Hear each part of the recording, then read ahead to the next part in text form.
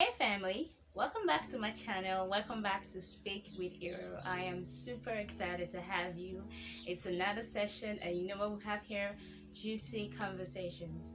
Mm, we are still. Oh, before I get into today's topic, I want to especially thank all of you who have been sticking with me on this channel through the series we've been going through with time management. Thank you for staying true, and I hope you've been able to pick something and you have worked on or you have changed or you are improving on. I'm super excited to get your feedbacks. Okay, we have been talking about time management for a while. Become an effective time manager, do the right thing, don't try to be everything, get things done effectively. So today I want to crown it all. I want to end the series by telling you 4 things that would cripple time management. If you don't take into actions the necessary things to do, it could actually end time management for you. You could be a terrible time manager. Okay, so number 1, your inability to say no. I know we've been told say yes and figure out how to do it back later and figure out to do it later. Yes, but that is for an entirely different scenario. That is to just put you out there. That statement was to say, put yourself out there because no one's going to do it for you. But this statement I'm trying to make about your inability to say no is you don't have to say yes to everything. I once heard no is a complete answer. You don't have to explain why you say no. Just say no.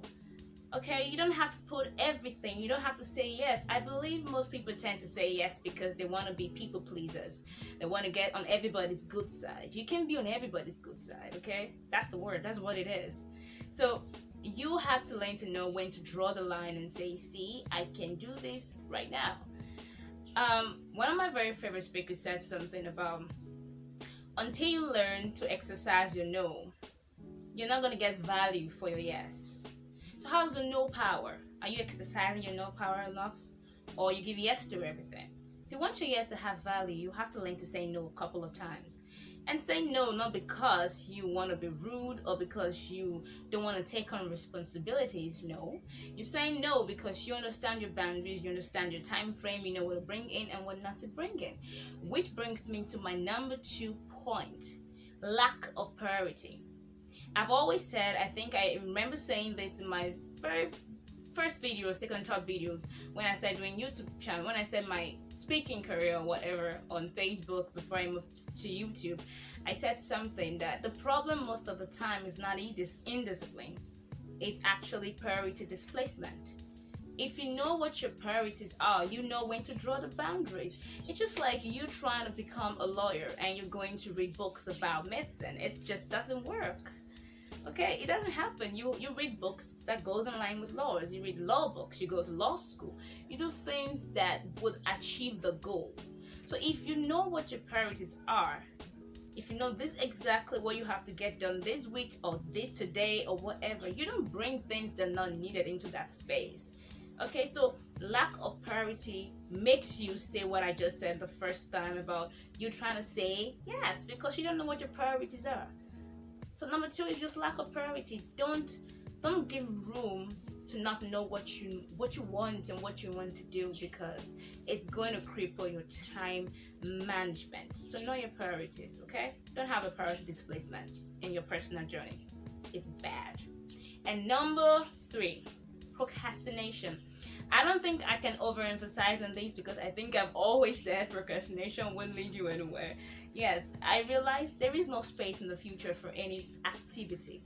What you know you can do today, don't put it for tomorrow because trust me, I'm a living proof. There is no space tomorrow to get it done. I always thought there's some kind of space in the future. I can just put it in. There's no space in the future. If you think next month you will have the time, sorry. Next month you're not going to have the time because next month already has time for things.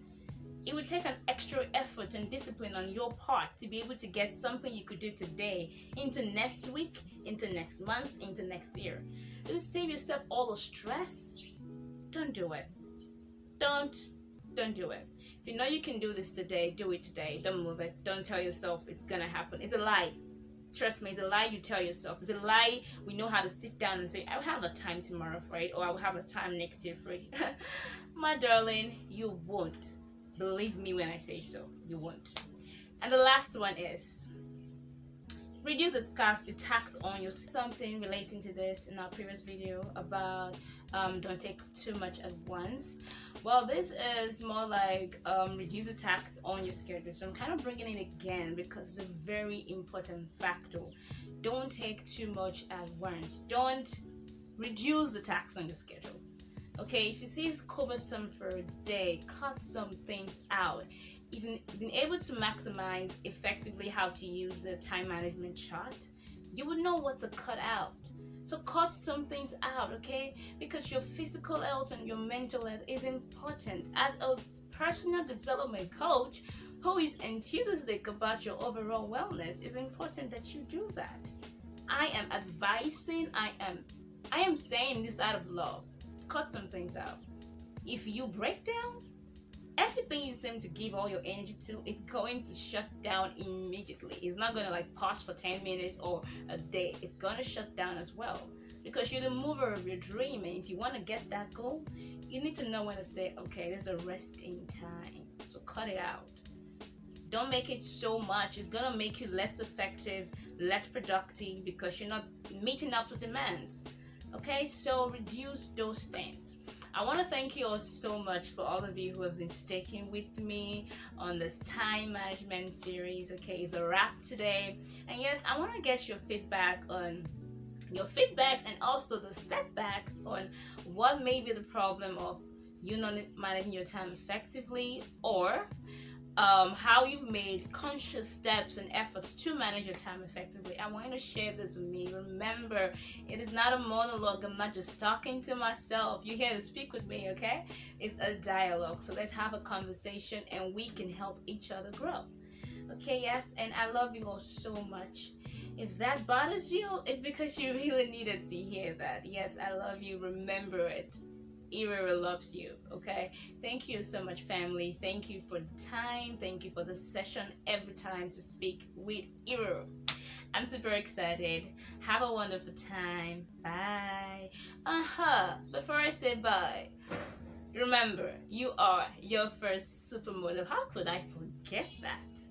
All right, now, bye.